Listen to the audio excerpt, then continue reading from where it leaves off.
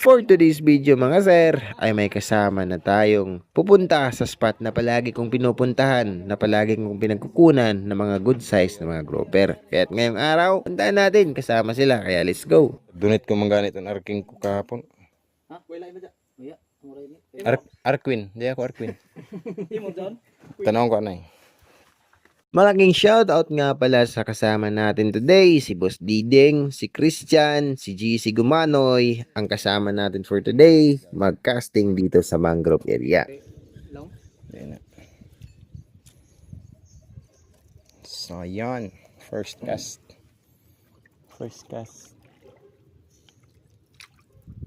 Diyan sa mga gilid-gilid dyan sila parihilig person.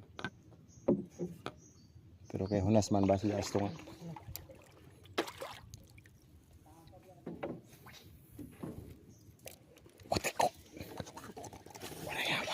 Botora.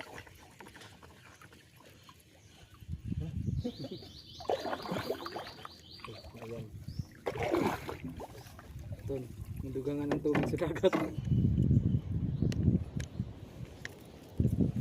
At sa mga oras na to mga sir, marami munang cast na nangyayari bago kami na-strikean. At sa wakas, nakapag-ihaw na rin na nakakain na kami dahil may 3 kaming nakuhang isda at hindi nakuna ng video dahil sa sobrang lakas ng ulan. Nagsugba si Taps pero ano may sinugban na gidauban. Mura na yung kwan uling. Kupras mo nga ini. Ha, gahi kayo. Yo, what's up? Yo, what's up? Yo, what's up? What's up mananap? Yo, what's up? This is Jong Hillary TV. What's up mananap? Gihikap, sulirap. Wow! Tuyo-tuyo ang lana. Wow!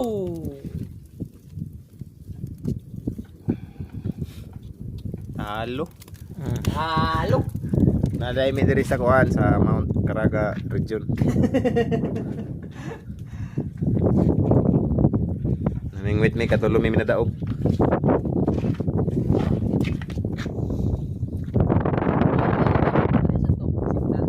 Signal light. Guys, dagan dito guys. Let's go. Subukin natin dun. Baka makakuhi tayo.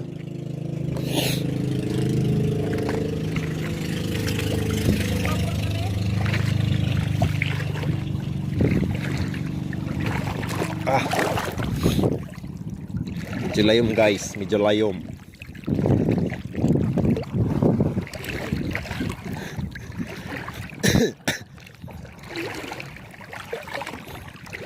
Atak mga anglers, kabayutan.